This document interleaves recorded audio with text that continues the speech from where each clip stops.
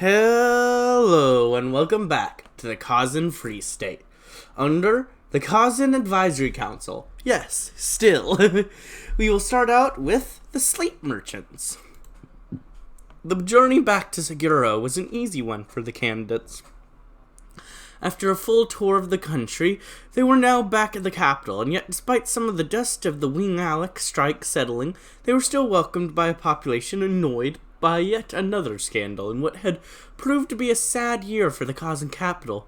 While it had always been an open secret that finding proper housing in Seguro was a difficult business, as the city seemed to be incapable to do anything but grow at neck-breaking pace, and yet every creature thought that it wasn't that bad. And then earlier in the month, a family of 7 and several bystanders were killed or injured by the explosion of a cramped house due to a gas leak. After inspection of the local firefighter and investigation by journalists, activists, and the police, many reports were produced, and it painted a story far worse than many had imagined. Landlords, the now infamous sleep merchants, had built thousands of unsanitary and shoddy housing units, and were cramming them with poor creatures who had little alternative due to the housing shortage. Sounds about right. And on top of that, the average rent for those accommodations, barely above those of a slave, was nothing short but extortion. And all of that in the heart of Seguro. When the matter was brought to the public square debate, Lua Remedi was the first to speak, barely concealing his anger. He called for a citywide public inquiry and said that harsh sentences and fines should be given to any of those who had been profited from the lax enforcement of the housing regulation, up to full exploitation and confiscation of properties that would be refurbished by the state. Yurthu, in turn, condemned the sleep merchants, but considered that it was really a symptom of a larger problem, which was the mass immigration from destitute rural communities. Only by supporting ailing townships would the burden of Seguro be eased. Passerina, for his part, called for an increase of the house construction budget and a full reform of the housing code with a new and modernized city plan and firm safety laws. Finally, Altu Kexa decried the slave merchants as exploiters no better than the slave owners and called for them to be tried. She then called for a civilized rejuvenation through Kasa and called for the masses to look back to the countryside as a place they can live in as their own masters of their own land.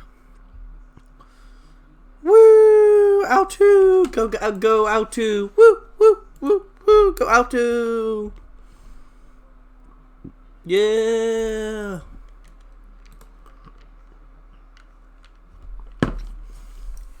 We are so close. The Scapatoria funding. For the very last debate of the campaign, the candidates traveled back to where it all began, back in Ilharoska. After all the controversies and agitation that they saw throughout the campaign, it was good to see the Kazan historical capital doing well and feeling as lively as than ever. It could make one wonder if any of them could really help Kasa thrive enough that every city could feel like Ilha did. But this was no time for quiet pondering. It was time to campaign. The debate went quite well and finally centered around the matter of the Scapatora program, one of Kasa's biggest source of pride. Upon being asked about what they could do regarding it, each candidate was happy to oblige. However, they were also asked about diplomatic pressure that were done by foreign powers regarding it. Passerina spoke first and passionately about his own service in the Navy and argued that the future of the program would be at sea, where much of the slave trade was still occurring. He spoke of the terrible ripple effects of the rebirth of Hochlandish piracy and how pirates from many Onion and Zebrica nations had begun to engage in slavery more and more. No more Davash, he concluded. Lua followed by tying the Scapatoria funding to a percentage of the state income rather than a fixed budget. He also vowed to push back against any pressure and instead pressure any foreign partner to abolish slavery on their own before any talks could happen. Yurthu, for her part, argued that while the Scapitoria program was important and necessary, any progress it was doing were not compared to the constant stream of misery caused by the Baird rogue regime. She argued for a temporary reallocation of resources towards the singular goal of ending the majocracy and therefore finally put an end to Zatsu. Altu Kexa spoke last and denounced in decidedly undiplomatic language and oppressive regimes of Baird and Austerlands, imploring that under no circumstances should there be any shaking of hooves with their oppressors, or any. Yes, we must take down the oppressors of the land and bring them righteous governments that will care for their people. See, there's some people that want to bring good to their land. Well, not up here. That actually, council nobles. Oh, maybe they do. Interesting. That's not the Civil War I expected. And then there's some people that want to bring freedom to their land. Tallying the votes. It had been a long and interesting campaign for all in Kasa. There had been so many high moments, even if they were marred in controversy or tragedy. It was really the first time they had all got to vote in a way that would be so determinate on the choice for first commander. Never before had the electoral system and timing of change in leadership allowed for such a thing to occur. Some nostalgics were not all that happy about it, but too many. It was endearing. A new way of doing things, and for the one who would take the mantle of first commander, it would be something to ponder upon. In the end, the campaign ended like all others, as every Kazan went and voted for their representatives to the council. But even when the results were announced, everyone knew that it wasn't over yet, as their councilors had to vote on their choice for first commanders. There was some certitude about the vote for some of them, but you could never truly be sure until the fateful vote at the Sagiro Council, and the results is the rhetorical shift. In a narrow majority vote, the Council of Kasa nominated Altu Kexa as the 8th first commander of the Kasa Free State. The vote was difficult due to a vocal minority of councillors vehemently opposing the putative head of state. Despite their attempts at claiming the electoral campaign as non-binding, the council eventually voted to follow the democratic choice. A few councillors still protested the election by walking out as the famed poetress swore her oath before taking her seat, and the traditional wicker chair left vacant since the resignation of Manzuerba. Kazak's speech was long and fiery, yet in the end it was an uncharacteristic solemn. Who announced these words. In this day, Kasa has made a fateful choice, the choice of maintaining its legacy, a legacy of most righteous and adverse cause of all, the cause of liberty and abolitionism. I applaud you all. Even the skeptics we suffered today for allowing yourself to choose such a mission over the sweet yet superfluous comfort of indifference. I will not lie, the task ahead will not be one of laughter, but I promise you that when all is said and done, and when I'll leave this wicker chair in my dying breath, we will have been paid in full, in knowing that we stood true to those who revolted on Duval, to those who stood against the most dire of odds in the hope of liberty.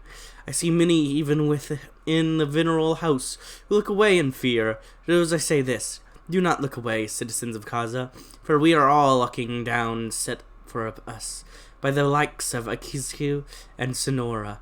Find the strength in your soul and stand proud as Kazans. To an awoken Kasa! Well, first, let's see if we have a new description. If Kazan... okay, this is just... okay, this is just the thing that's in our description. Yet our origin was Karajan, but instead of failing to the wayside, what comes the night of fire. Okay, the very end has added, Altu Kexa has decried politicians as paper tigers, so when she announced her candidacy, there was confusion. But her fiery speeches struck a chord in the masses, and now she plans to reforge Kasa and show where her place in the world is, as the guardian of the oppressed and enemy of the tyrants. Woo! Preparing the armed forces. The War of Liberation requires soldiers, material, and tactical superiority. For now, our militias can only do so much as we continue to rely on Makawian support for the Mao Rao di Shajus. It is time for a build-up. Yeah, I literally can't make troops at the moment.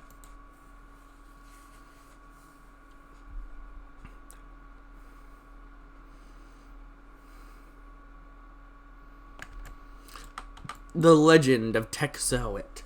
This week, a new novel hits the shelves in Kasa's bookstores. Altu Kexa,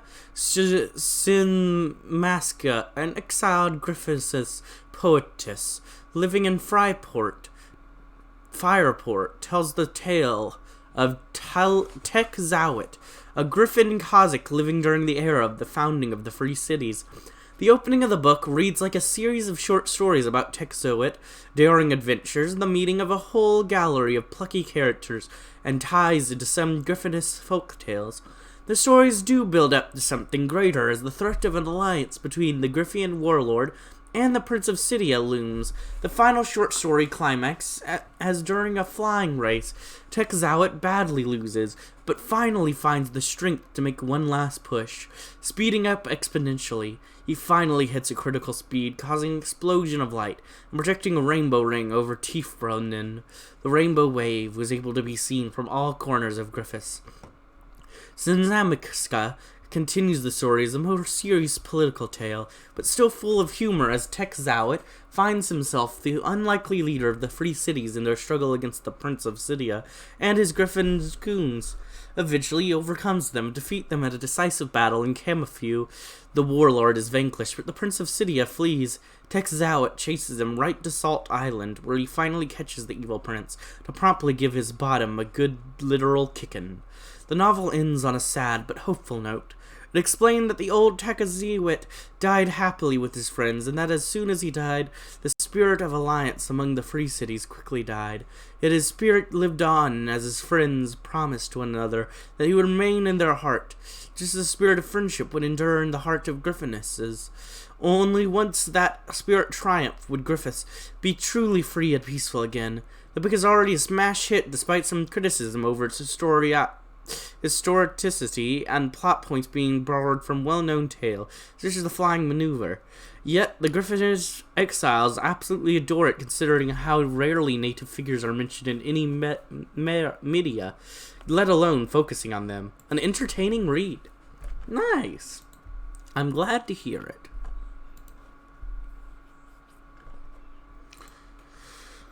So looking at this, completing this focus unlocks unit training and template modeling, but upon completing this focus, you will receive all bonus selected in the previous focuses. Not completed focuses will be blocked. And it has not completed that. I see. So the moment I go down there, all of this is no longer available. I see. I understand. So if I want all these cool effects, I have to do this first. So I guess I'm not getting down to that research lot for a while. Refine our doctrine. Irregular warfare and impromptu tactical genius from commanders like the famed Sonora brought us victory, but that has changed. In this era of industrial warfare, we will have to find new ways to triumph with our limited resources. Innovation will be key. Readying the War of Liberation. As Altu took her place in the stage for her military address, she couldn't help but feel underwhelmed. Field Marshal Lobu had done his best to prepare a display of Kasa military force, but is also shoddy. The militia volunteers looked all eager as they waited for her to speak, but their equipment was adequated, to say the least. Apart from the legionnaires of Remu di Sajuris, standing proudly behind Amalteo Vispo, few looked like actual military members. Where was the heavy equipment that she had seen during her Asturias military parades during her trips? Where was the glory? Was it all that Kasa had to offer in the quest for liberty? There is work to do. My fellow Kazans, there are clouds in the horizon, the dark and the looming clouds of tyranny and slavery. Clouds our ancestors escaped to build something great. But as we prospered, we got used to the clouds on the horizon. We got used to being surrounded by all matters of misery. We got content with the timid rays of sunshine peeking through them, shining upon us. Kazans, all of you stand ready. I can see it in your eyes. The courage to fix bayonets and charge all those who would threaten us, to near death and face it without flinching. And for this courage I commend you, but this won't be enough. In the coming years I will ask more of you. To be ready is not enough. To have one's heart in the good place is not enough. The bayonet is not enough. To finally lift those clouds and allow the whole world to see sun at last, we will have to sacrifice much, so we can be ready to rise to the challenge. There is but one question.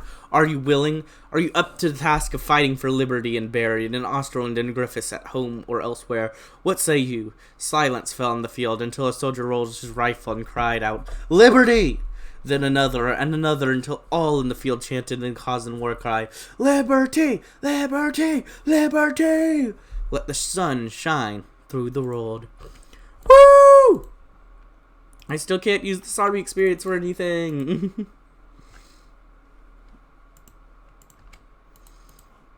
Alright, let's see. I'll promote you. I'll take you as a leader, because you have infantry bonuses. I suppose I'll put you as my second.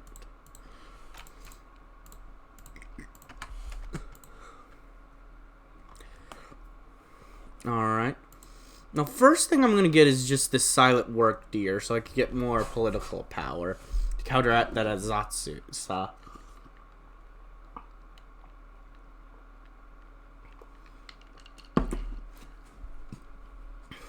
I just need more political power so I can do other things in the future.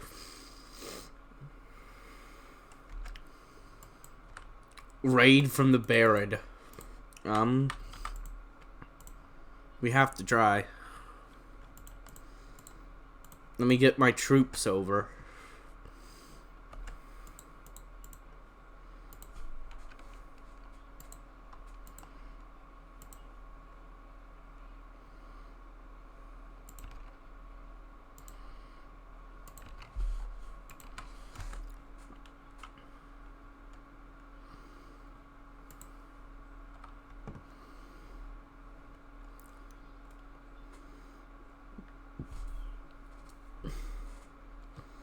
It would be cowardly of me not to at least try to defeat them, to hold off their war machine.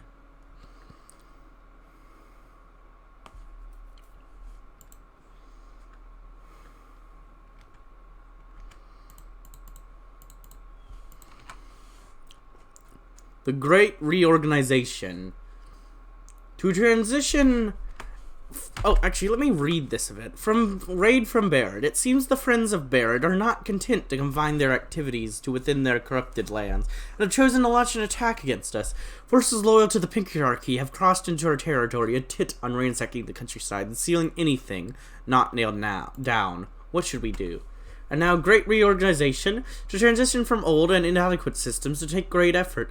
However, it will also be the occasion to let the many ideas cooking up in the minds of our soldiers and citizens to finally see the light of day. Let us call for official meetings. Yo! Raiders defeated! Our foes did not stand a chance against our might. Our defenses held firm, and to the end of the Baronid's raiders were defeated and forced to withdraw back across the border. Thanks to the bravery of our soldiers, we have won a great victory. Let it be known that we will never fall to such despicable scum. Woo! That's good. Holding them off.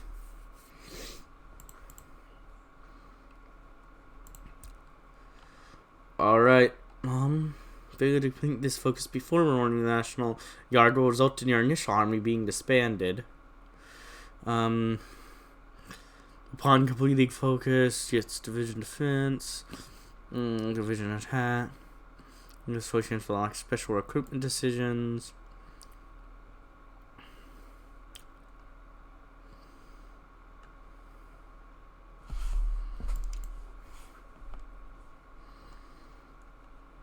Okay, I believe... Yeah, this is the one I want to do. Make sure I do for...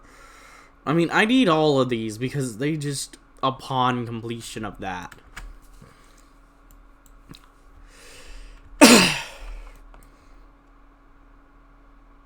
Oh, I didn't even notice this path. I didn't even notice the main path. I just didn't. I literally didn't. I just missed that. Let's see.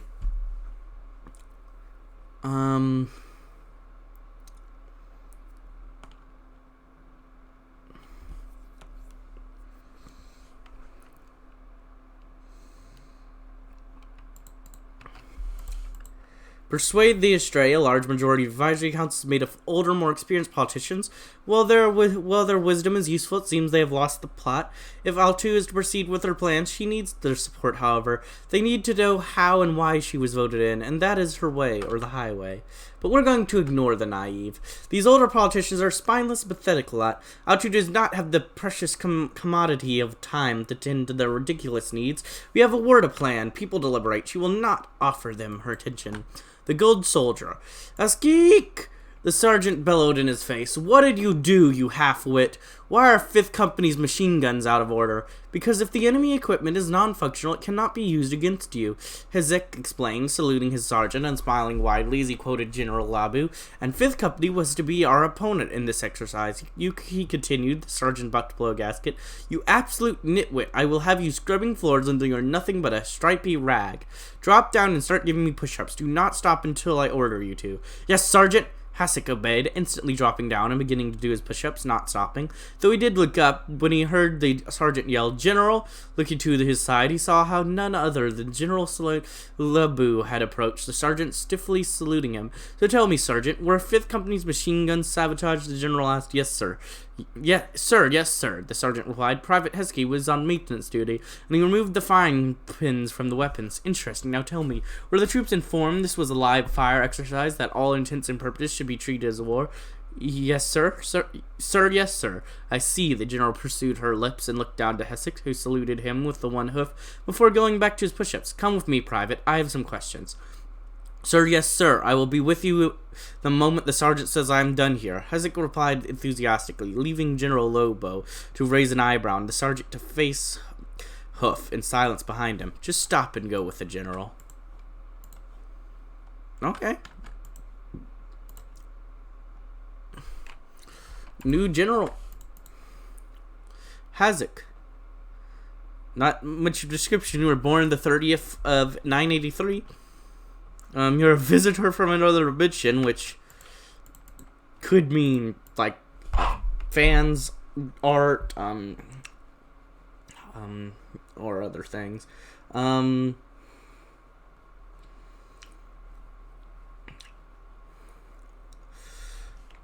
Let's start with make them alone. The hard truth is that the government needs money. For this sake, Altu will declare that everyone in Kasa must do their part for the common good. It'll pay off in the end. Instead of issuing defense bonds, even the most just wars need money. However, it would be unwise to indebt ourselves to foreign capital. Or rather, some national bonds should help to both arouse the populace and provide a less dangerous source of income. Our people will surely arise to the task for the sake of common good. Yeah, but this is quicker.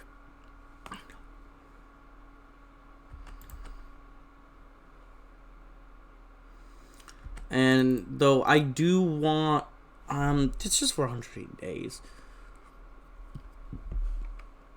I'm gonna go with the longer one on this one. We're not doing Sonora Epo. Altu proclaims an ultimatum to the decadent and difficult rich. Cooperate or else. We are trying to do good, and them thinking they can just sit around thinking it'll be fine is a ridiculous notion. They too must do their part, and such is a price we ask for allowing them to claim more than their fair share. But we are doing, the wealthy have the means to achieve much. but can rather rarely be bothered to do so. Forcing them will be not, but cause them to leave or to oppose us. Instead, let us remind them about our past struggles and their family's origins. That will convince them to aid us, and should anything else, we should butter them up. But I think this is a good time to go ahead and end this episode. If you enjoyed, like, comment, subscribe, and hit the bell button. And as always, peace. If it will let me open my